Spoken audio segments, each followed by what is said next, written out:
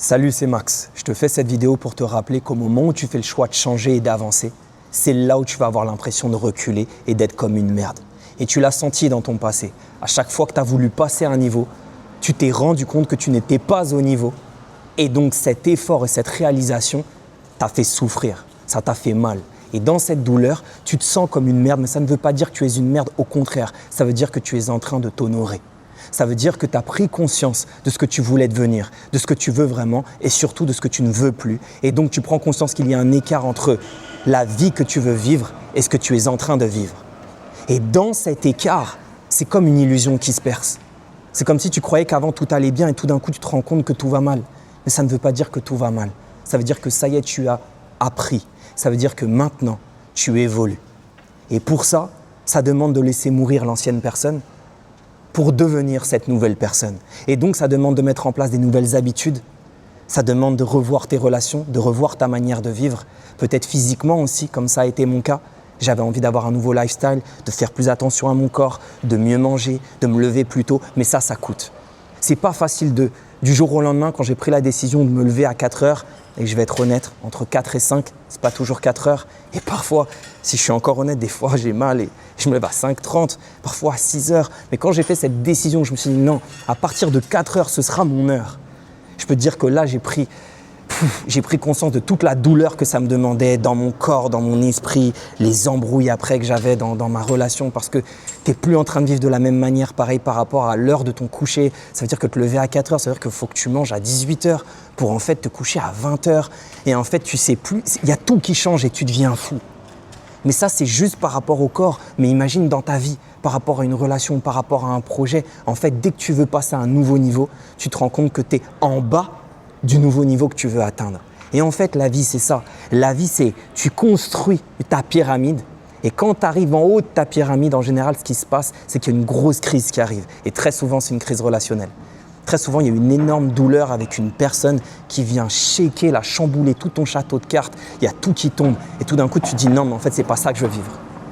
Non, mais en fait, j'aspire à plus. Je t'ai parlé de relations, mais parfois, c'est juste par rapport à toi, par rapport à ta mission de vie, tu te rends compte qu'il n'y a plus de sens. Tout d'un coup, tu te dis, mais pourquoi je fais ça? Mais où je suis? Mais qui je suis? Mais en fait, tout ce que je faisais jusqu'à maintenant, je me suis menti. Et boum, ton château de cartes, il tombe encore. Non, en fait, c'est pas que ton château de cartes est tombé. Encore une fois, ça veut dire que ça y est, tu as appris, tu as évolué, tu es arrivé en haut et maintenant, tu as une nouvelle pyramide à bâtir. Sauf que quand tu arrives en haut de ta pyramide, tu es en bas de ta prochaine pyramide. Et c'est pour ça que tu te sens nul. C'est pour ça que tu te sens comme une merde. Mais cette sensation de te sentir comme une merde, ce n'est qu'une sensation. Parce que tu connais l'être humain. Quand il souffre, il a l'impression que tout va mal. Quand tu souffres, tu te dis que c'est nul. Tu te dis que tu es nul. Et tu te juges. Et tu te sens coupable. Et tu te sens parfois humilié.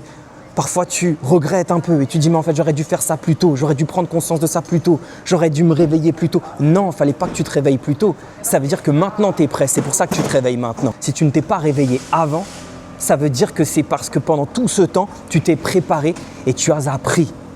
Et là, maintenant, tu es prêt pour aller dans ce nouveau monde. Mais ne confonds pas la douleur que tu ressens pour cette prise de conscience et cet écart qu'il y a et pour cette différentiel de niveau entre la personne que tu es avec la personne que tu veux devenir, avec le fait que tu es une merde. Ne confonds pas.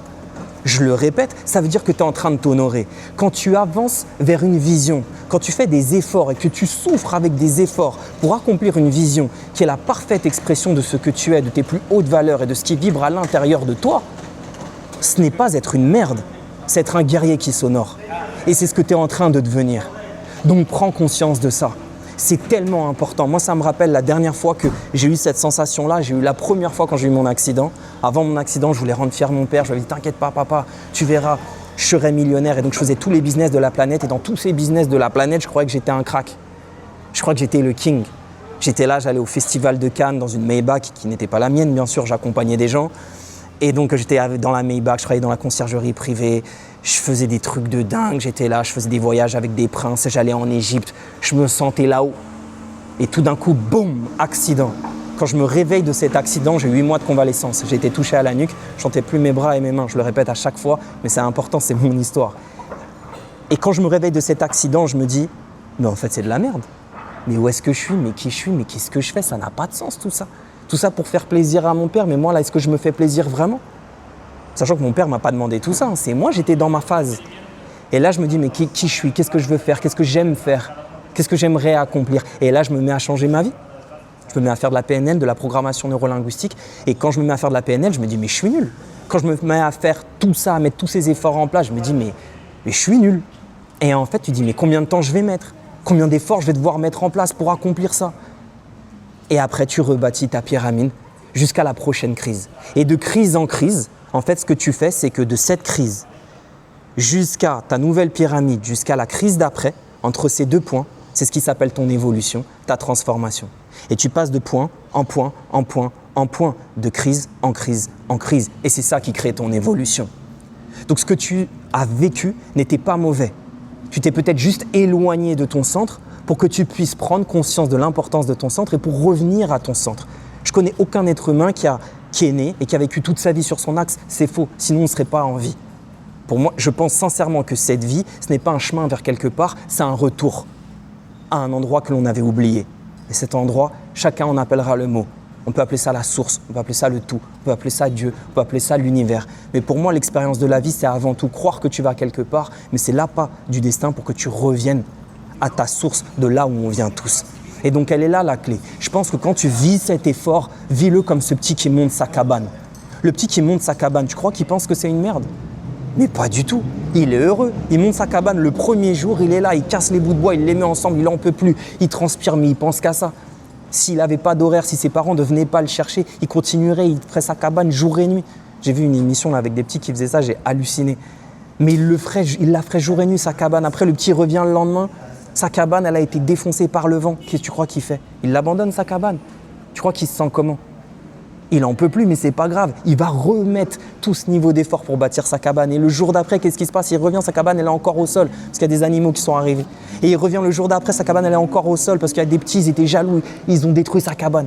Mais il continue de construire sa cabane. Pourquoi? Parce que ça lui donne un goût de ce qu'il est au fond de lui. Pour la première fois, sa cabane, ça lui donne un goût de sa liberté, un goût d'être entrepreneur, un goût d'être en vie. Un goût de tout ce qu'il a à l'intérieur, il a envie de le manifester dans sa cabane. Tout son monde intérieur, il a envie de le manifester dans cette cabane. Et donc cet effort, il le fait en joie parce que c'est un effort qui est aligné avec la vision de ce qu'il souhaite accomplir. Pourquoi je te dis ça? Parce que là, si tu es dans cette crise et si tu as l'impression que tu es comme une merde, je suis sûr que c'est parce que tu as pris une décision à l'intérieur de toi. Et que bien sûr, en prenant cette décision, comme celle d'arrêter une relation ou d'arrêter un projet ou de bâtir une nouvelle relation et un nouveau projet, au moment où tu prends cette décision, c'est là que rentre le doute. C'est là où rentre le vide, c'est là où rentre l'effort, c'est là où rentre la douleur. Et c'est pour ça que c'est là où tu pourrais croire que tu es comme une merde. Mais s'il te plaît, vis ce nouvel effort, cette nouvelle douleur, cette nouvelle entreprise, cette nouvelle relation, ce nouveau projet, vis tout ça comme ce petit qui bâtit sa cabane. Vis tout ça avec de la joie. Vis tout ça comme si c'était le premier jour de ta vie. Ce premier jour où tu n'avais peur de rien parce que tu n'avais pas vécu tout ce que tu as vécu après. Vis-le avec cette même joie, avec cette même grâce, avec cette même volonté. Ce que tu es en train de vivre là, c'est l'expression de ta pleine volonté. Et tu dois croire dans cette expression. Ne te laisse pas avoir, s'il te plaît. Et c'est pour ça que je te fais cette vidéo. À un autre moment dans ma vie où j'ai ressenti cette crise, où j'ai ressenti cette douleur, où je me suis dit que je n'étais pas à ma place et ça m'a fait mal, c'est quand je suis parti de Palma à Barcelone. Il faut savoir que ça faisait déjà 7 ans que je vivais à Palma, 7 ans. Et pendant 7 ans, j'avais atteint, on va dire, un niveau de vie où forcément j'avais fait des séminaires, j'avais réalisé plus de 40 séminaires, tout allait bien, j'avais mes clients, tout se passait bien. Pour moi, c'était l'appartement de mes rêves. J'étais il y avait une terrasse, c'était un rooftop, il y avait une terrasse de plus de 35 mètres carrés. Au milieu d'un endroit magnifique, il y avait un canal qui allait jusqu'au port. J'étais dans un endroit incroyable. Pour moi, Palma, c'était mon paradis. Tout le monde me disait, mais est-ce que tu crois que tu vas finir ici? Je disais, mais bien sûr que je vais finir ici, j'étais sûr. Même à un moment, ma sœur, elle avait fait une blague, elle avait dit, on finira tous à Palma de Majorque. Et tout. Mais jusqu'à un moment donné où je me suis dit, mais en fait, ça y est, je suis arrivé à ma limite. J'ai vu toute l'île, j'ai fait le tour, je connais tout. J'ai l'impression, là, mon âme, elle me demande plus. Je me disais, mais Maxime, mais calme-toi, ça y est, t'es dans une vie de dingue. T'as un rooftop, t'as une terrasse de 35 mètres carrés, t'as un appart de 90 mètres carrés. C'est incroyable, c'est trop beau, il est blanc, c'est beau. Tout est le rêve. Et tout d'un coup, je me dis, là, mon âme, elle crie plus. Il faut que je parte à Barcelone. Et quand j'ai fait ce voyage à Barcelone, je n'aurais jamais pensé que j'allais vivre une année de misère comme celle que j'ai vécue après en arrivant à Barcelone. Pour plein de raisons, la situation immobilière, elle est catastrophique à Barcelone. J'ai rencontré une dame dans l'immobilier qui m'a dit ça fait 17 ans qu'elle est dans l'immobilier. Elle m'a dit personne n'a jamais vu ça. Il y a eu énormément de manifestations. Je ne sais pas si tu as vu passer ça sur les réseaux. Il y a eu énormément de choses qui ont fait que c'était très difficile pour des personnes de l'extérieur ou étrangers venir habiter ici. En plus, en tant qu'entrepreneur, j'avais beau leur montrer mes revenus sur ces 3 dernières années qui étaient stables, rien à foutre. Et même stable et plutôt en évolution forcément, et enfin pas forcément parce que parfois c'est comme ça, mais ils en avaient rien à foutre, et j'étais là mais comment je vais faire? Donc je vivais dans un tout petit truc, il y avait des cafards à un endroit qui s'appelle la Barceloneta qui est très mignon, hein. Mais si jamais tu connais cet endroit de Barcelone, tu te dis mais pour te dire, il y a une cliente qui est venue avec ses enfants. Et ces enfants, alors c'est trop mignon d'ailleurs parce que ces enfants regardent mes vidéos sur YouTube, peu importe, ça me touche. Et sa petite, elle passe dans Barceloneta parce que c'était à l'endroit de la mer, on avait été prendre un verre. Et elle dit « Ah ouais, t'as vécu dans la Hesse un peu !» Et c'est vraiment ça, si t'es pas familier avec ce terme, la Hesse, c'est vraiment, t'as vécu dans... J'ai envie de dire la merde, encore une fois, tu as vécu dans quelque chose où tu n'as pas envie de vivre en fait. Et c'est vrai parce que même la première fois que j'avais visité Barcelone, quand j'étais passé dans ce quartier, j'avais dit ça. Si un jour je vis dans cette ville, jamais je vivrai ici. Et quand je suis venu de Palma, j'ai dû vivre dans ce quartier-là où j'avais dit que jamais je vivrais là. Alors bien sûr, c'est proportionnel. La beauté de la chose, c'est que quand je sortais, j'avais la mer. Donc je faisais tout pour être toujours dehors. Le matin, c'est là où ça a commencé de me lever hyper tôt le matin pour tout de suite aller dehors. Et être le plus possible dehors parce que j'ai tout fait j'avais l'impression d'être dans une cave. Heureusement, j'ai fait plein de trucs pour qu'il n'y ait pas autant de cafards, mais peu importe, quand j'ai vu les cafards dès que je suis arrivé, ça m'a fait mal. Et je me suis dit, mais je veux plus cette vie-là. Et cette vie, elle a duré pendant à peu près, presque un an. Et enfin, un peu moins d'un an. Et en fait, ça a été le moment de m'adapter à cette nouvelle vie. Et en fait, est-ce que ça veut dire que dans cet effort, j'étais une merde ? Est-ce que ça veut dire que je pouvais le regretter ou m'en vouloir ou me sentir mal? Non, ça veut dire que dans cet effort, c'était l'envie de m'honorer, l'envie de devenir ce que je suis. Et là, mon exemple que je t'ai donné avec mon accident ou l'exemple que je t'ai donné avec l'appartement, toi aussi tu l'as vécu. Toi aussi tu l'as vécu. Pourquoi? Parce que toi aussi tu as eu envie de bâtir ta cabane. Donc c'est quoi ta cabane là? C'est quoi la nouvelle vie que tu veux accomplir? C'est quoi la nouvelle personne que tu veux devenir? C'est qui, cette nouvelle personne que tu veux devenir? Quelles sont ses habitudes, comment elle vit, comment elle mange, comment elle se comporte. Tu vois très bien que tout d'un coup, ça veut dire qu'il y a d'autres habitudes de vie que tu vas devoir laisser mourir. Et c'est pour ça que chaque passage à une nouvelle vie, c'est en réalité la rupture avec une ancienne. C'est d'ailleurs aussi pour ça que beaucoup de transformations se font après une rupture. Parce que quand tu romps avec quelqu'un, ce lien, quand tu le romps, ce lien, c'était comme si c'était un pont et au milieu du pont, ça crée un vide parce qu'il n'y a plus ce lien. Et dans ce vide, il va falloir que tu te rattaches à quelque chose. Mais vu que tu ne peux plus te rattacher à cette personne, soit malheureusement tu te rattaches à quelque chose de toxique comme des substances extérieures, mais en général, tu finis par te rattacher à toi. Et c'est pour ça que quand tu romps avec quelqu'un, en général, quand cette relation s'arrête, c'est une nouvelle relation qui arrive avec toi. Et c'est pareil dans un projet comme ça a été mon cas quand j'ai voulu passer de Palma de Mallorca à Barcelone pour aller vers plus, pour aller vers ce que je suis. Eh bien, j'ai rompu une situation, un lien avec ma vie d'avant, pour bâtir une nouvelle vie. Et dans cette nouvelle vie, j'ai eu l'impression de repartir de zéro. Alors que j'étais plus âgé, j'avais plus d'expérience.